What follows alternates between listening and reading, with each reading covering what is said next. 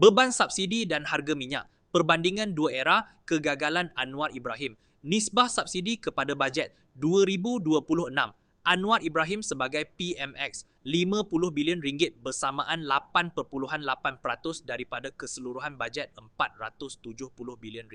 2012, Najib Razak menjadi Perdana Menteri, RM42.4 bilion bersamaan 18.2% daripada keseluruhan bajet RM232.8 bilion.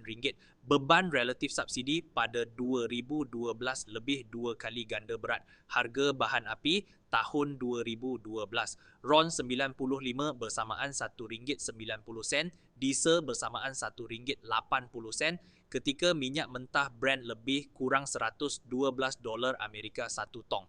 Tahun 2026, RON 95 bersamaan RM1.99, diesel bersamaan RM5.12 di mana harga minyak mentah lebih rendah.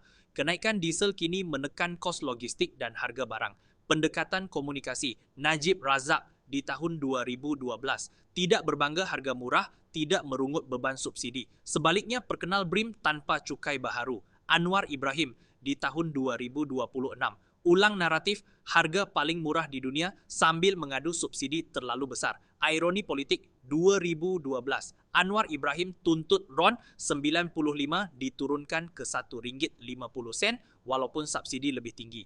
2026, sebagai Perdana Menteri, tuntutan itu lenyap, yang tinggal hanyalah rungutan dan naratif bangga. Kesimpulan, sejarah menunjukkan beban subsidi bukan sekadar angka mutlak. Nisbah kepada bajet, harga diesel dan kos sara hidup mesti diambil kira. Konsistensi pemimpin diuji bila beralih dari bangku pembangkang ke kerusi Perdana Menteri.